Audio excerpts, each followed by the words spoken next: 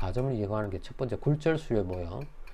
두 번째가 뭐냐면 담합이라고 하는 게 있고, 세 번째 가격 선도라고 하는 게 있습니다. 굴절 수요 모형은 뭐냐면은 가정기업이 가격과 뭡니까 생산량의 경직성을 가진다. 예, 경직성을 가진다고 합니다. 서로 간에 뭡니까 그 전략적 행동 때문에 가격과 그다음에 수요량이 또는 공급량이 경직성을 가진다고 하는 게 뭐냐면 굴절 수요 모형인데, 수요 곡선이 요래 안 생기고요, 요렇게 꺾여. 담합은 당연히 알잖아요. 우리가 잘 아는 대표적인 거 뭡니까 공공연한 담합이 카르텔 같은 거, 그지? 문서 같은 거 뭡니까 작성해 가지고 뭡니까 합법적으로 담합 회계하는 거, 그지? 그런 어떤 우리가 가점을 설명하는 게 있고, 대표적인 오펙 같은 거 있잖아, 그지? 그 다음에 가격선도, 여러 가지 몇몇 개 기업 중에 고만고만한 뭡니까 기업이 아니라 가정 기업들이 있을 때 몇몇 밖에 없잖아. 그러면 그 중에서도 좀 약간 형님 노릇하는 애들이 있단 말이야. 그 애가 하는 행동에 따라 얘들이 기침하면 얘도 기침하고, 얘들이 웃으면 얘들이 웃고, 얘들이 뭐 가격을 갖다가 내리면 얘들도 가격 내리고, 그 가격 선도 모형이 있습니다. 거기에 대해서 우리가 보게 되는데, 그 첫 번째가 뭐냐면 굴절 수요 모형입니다. 굴절 수요. 자, 이건 뭐냐? 자, 봅시다. 방금 말했다시피 가정기업의 가격과 그 다음에 수요량이 경직적이라고 하는 거죠. 비용이 변하더라도, 즉 평균 한 개의 비용이 변하더라도 수요 곡선 자체가 이렇게 직선이 아니고 이렇게 굴절되어 있다는 거죠. 굴절. 특정한 가격과 생산량에서 특정한 가격과 생산량에서 뭡니까 가격과 생산량에서 수요 곡선이 굴절되어 있다면 이렇게 되지 않고. 자, 봅시다. 자, 먼저 가정기업의 행동. 가정기업의 행동. 자, 되어 있는데 봅시다. 경쟁기업의 가격 인상에는 동조하지 않지만 가격 하락에는 동조한다. 그지? 가정기업 행동이 그렇다는 거지. 만약에 뭐 이 책에서 나와 있습니다. 뭐 세 개 기업이 있습니다. 뭐 세로나, 그다음 미래네, 그다음에 그래미 이렇게 되어 있는데, 이 굴절 수요 곡선을 설명하는데 이 세 개 기업을 상징을 하고 있고, 그지? 그 다음에 이 세 개 기업은 어떻다? 차별화된 상품 시장을 3등분해서 차지하고 있다. 예. 이런 가정하에서 굴절 수요 곡선을 갖다 설명을 하고 있습니다. 자, 그랬을 때, 자, 이 세 개 기업이 있다고 했을 때, 세로나, 미래네, 그 다음에 그래미, 요래 세 개의 기업이 있는데, 똑같이 시장을 이렇게 3등분 해가지고, 뭡니까, 차별해가지고, 뭡니까, 상품을 갖다가 시장에 공급하고 있다, 생산하고 있다. 이런 전제를 합니다. 그래서, 그러면 이런 세 개 기업만 있다고 했을 때, 이 경쟁기업 세 개 기업은 어떻습니까? 가격 인상에는 별로 사실은 가정기업들은 동조 안 합니다. 만약에 세로미가 가격 인상하면 미래네하고, 그냥 ABC로 합시다. ABC 세 개 기업이 있다고 하면 A 기업이 가격 인상하면요, BC가 따라서 할까요? 담합이 된다면 하겠지. 그러나 동조하지 않습니다. 왜? 가격을 올렸다가는 소비자들이 자기 제품을 안 살 수가 있으니까. 물론 뭐 골수 고객이 있으면 가격 올라가도 살 수는 있어, 그지? 그 제품만 좋아하면. 그렇지만 안 살 수가 있어. 올려버리면, A가 올려버리면 BC가 안 올린단 말이야. 그지? 근데 가격 하락에는 동조하죠. A가 만약에 가격을 내리면 안 되겠다, 우리도 내리자, 이래 되는 거지. 근데 이게 너무 기화되면 어떻게 됩니까? 가격 전쟁이 일어나죠. 완전히 덤핑 돼버립니다. 그지? 서로 간에 피 보는 거지, 그지? 그지? 누가 하나 죽어라, 이래 되는 거지. 막 그런 경우도 있는데, 아무튼 간에 가격 인상은 동조하지 않지만 가격 하락에는 동조한다. 그래서 가격 인상을 하게 되면 수요가 급격하게 감소하지만 가격을 인하하더라도 수요가 크게 늘지 않는다. 당연하죠. 만약에 A 기업, B 기업, C 기업이 똑같은 제품을 만드는데 서로 차별화된 제품을 만들면서 시장을 똑같이 3등분 하는데, 가격을 만약에 A가 인상을 하게 되면 당연히 A는 수요가 감소하겠지. 만약에 B, C에서 가만히 있거나 가격을 안 올리고 줄인다고 한다면. 그지? 그렇기 때문에 가격을 함부로 올릴 수가 없어. 근데 만약에 가격을 A가 만약에 인하하게 되면 얘도 인하하고 얘도 인하기 때문에, 가격이 인하 똑같이 세 개가 인하기 때문에 어떻습니까? 차별화가 엄청나게 되어 있지 않고서는 소비자들이 수요할 뭡니까 메리트가 없잖아. 그래서 수요가 당연히 늘어날 수가 없어. 그래서 이런 게 생긴다. 가격을 되면 수요가 급격하게 감소한단 말이야. 그지? 그러면 이때는 당연히 한 기업이 가격을 수요가 급격하게 감소, 가격 인상했다 그러면 어떻게 돼? 이 기업이 다시 정리하면 만약 A라는 기업이 만약에 가격을 올렸다. 그럼 B, C는 따라 하겠습니까? 안 따라? 안 되지. 그럼 이 기업 A가 직면하는 수요 곡선은 상당히 탄력적이겠지. 탄력적일 거야. 그지? 상당히 탄력적일 거야. 수요가 급격하게 감소할 수 있으니까. 근데 만약에 그렇다고 하면 다른 기업이 당연히 이게 A가 가격 올리는데 응수를 안 하기 때문에 동조 안 하기 때문에 따라하지 않기 때문에 당연히 A가 직면한 수요 곡선은 상당히 탄력적일 거란 말이야. 완전 탄력적이지 않더라도 그지?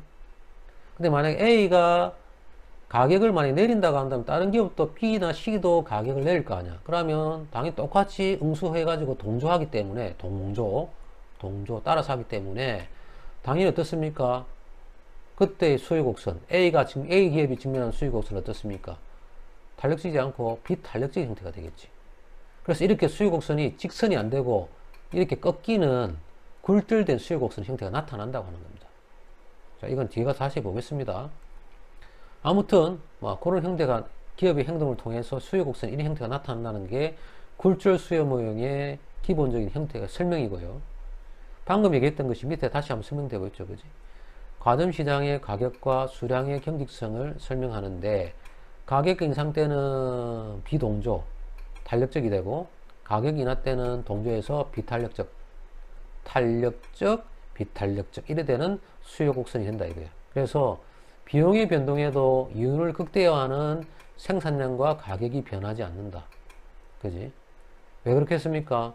당연히 수요 곡선이 굴절된다는 말은 이때의 수요 곡선에서 만약 이때의 수요 곡선이라면 가격을 갖다 올렸을 때의 수요 곡선이잖아. 이걸 T1이라고 하자. 그럼 그때 뭐가 있습니까? MR 곡선이 있을 거 아니야. MR 곡선. MR1. 가격을 갖다 올렸을 때 동조 안 하니까 당연히 탄력적이고 그때 한계 수익 곡선이 요래될 거고 지금 직관적으로 설명하겠습니다. 만약에 가격을 갖다 내렸다고 하면 기업들이 동조하기 때문에 그때 수익 곡선은 어떻게 되어 있습니까? 이렇게 더 탄력적이지 않은 비탄력적인 수익 곡선이 되지 않겠습니까? 이때 수익 곡선을 T2로 하자. 그때 뭡니까? 한계 수익 곡선은 요래 되겠죠. 요래 되겠지, 그지? 이렇게 된다. MR 이거 MR1이네. 이거 MR2라고 할게. 그래 됩니다. 예. 이런 형태가 된다 이거지. 그렇기 때문에 이때 MR과 MC에서 만나는 모양에서 당연히 어떻습니까? 비용이 변동해도 윤이 극대화되지 않는 비용이 변동해도 윤을 극대화하는 생산량과 가격이 변화되지 않는 그런 형태가 나타난다 겁니다. 자, 이거는 말로 모르니까 실제 그림을 한번 봅시다. 자, 이겁니다. 이거. 자, 페이지 몇 쪽이냐니까 페이지 279쪽. 좀 헷갈릴 건데 책에서 지금 설명을 하고 있죠. 자, 어떤 거냐. 제가 앞에서 말씀드렸다시피 기업이 만약에 A 기업이 있고 B 기업이 있고 C 기업이 있는데 A 기업이 만약에 가격을 올리면 얘들은 동조하지 않죠. 동조하지 않으니까 당연히 A 기업이 직면하는 수요 곡선은 우리가 요래 됩니다. D2가 됩니다. 그림을 그려보겠습니다.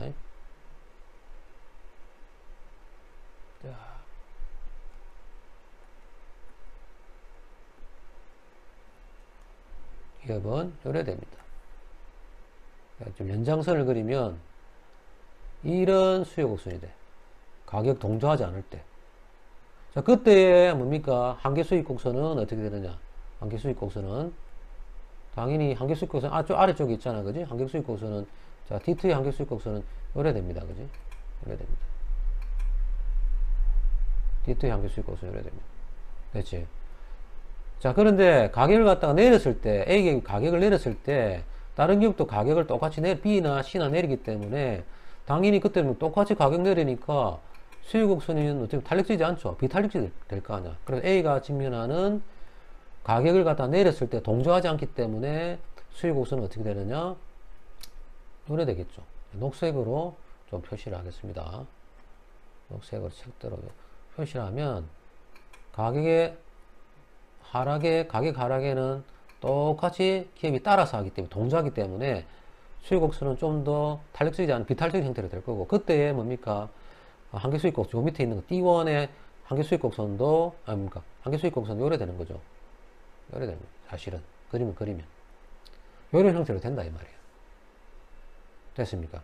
그러면, 결과적으로 봤을 때, 동조했을 때는, 가격 올렸을 때, 동조하지 않을 때는 요걸 따라서, A 기업이 직면한 수익것은 가격 올렸을 때는 요것이 될 것이고, 동조했을 때는 뭡니까?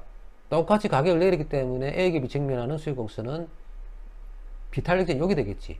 결과적으로 남는 거는 뭐가 되냐면요. 요게 되는 거지.